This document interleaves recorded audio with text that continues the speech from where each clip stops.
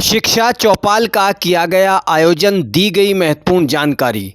छुटमलपुर से मानव जगत लाइव के लिए अजय सैनी के मुताबिक बेसिक शिक्षा विभाग सहारनपुर के दिशा निर्देश में उच्च प्राथमिक विद्यालय तोता टांडा में शिक्षा चौपाल का आयोजन किया गया।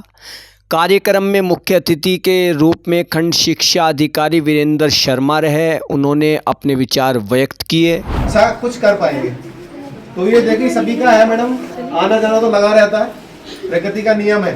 परंतु जैसे आप आज विद्यालय सेवानिवृत्त हो रहे हैं या पहले जो आपके 31 मार्च को हो चुके थे, आपसे एक निवेदन ये रहेगा कि बीच बीच में विद्यालय जरूर आते रहें, बच्चों से अपना जुड़ाव बना के रखें, क्योंकि अभी तो आपका मन वैसे भी लगेगा घर पर।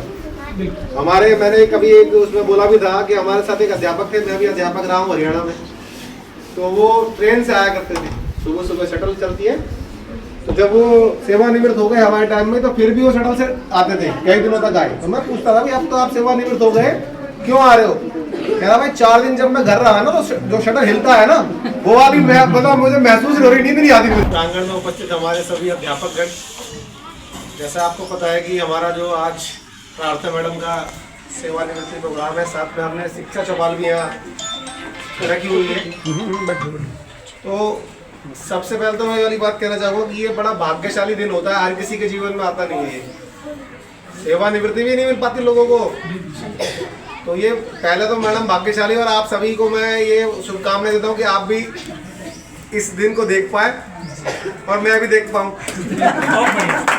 क्योंकि ये बड़ा मतलब आजकल आप देख पा रहे हो कि समय ऐसा हो गया कि आज लोग सेवानिवृत्ति तक नहीं पहुँच पा रहे। तो ये हमारा कर्म है, हमारे कर्म हमारे आगे आते हैं, कहते हैं ना। तो जैसा हम अच्छा कर्म करेंगे तो ये दिन भी हमें देखने को मिलेगा और आगे भी हम अच्छा कुछ कर पाएंगे। तो ये देखिए सभी का है मैडम, आना जाना तो लगा रहता है, प्रकृति का नियम है।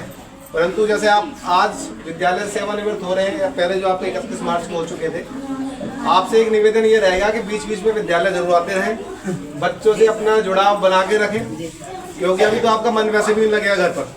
मैंने कभी एक उसमें बोला भी था कि हमारे साथ एक अध्यापक थे, मैं भी अध्यापक रहा हूँ हरियाणा में, तो वो ट्रेन से आया करते थे, सुबह सुबह शटल चलती है, तो जब वो सेवानिवृत्त हो गए हमारे टाइम में, तो फिर भी वो शटल से आते थे, कई दिनों तक आए। तो मैं पूछता था कि अब तो आप सेवानिवृत्त हो गए, क्यों आ रहे हो? कह रहा भाई 4 दिन जब मैं घर रहा ना, तो जो शटल हिलता है ना, वो वाली मतलब मुझे महसूस नहीं हो रही, नींद नहीं आती मुझे।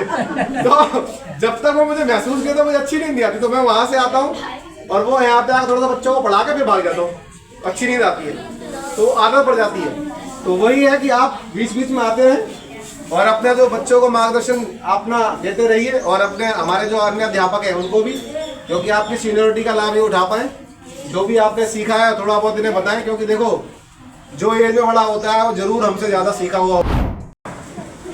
दिनांक 31 मार्च 2025 में सेवानिवृत्त श्रीमती प्रार्थना कुमारी सहायक अध्यापक उच्च प्राथमिक विद्यालय तोता टांडा मुजफ्फराबाद जिला सहारनपुर को समर्पित।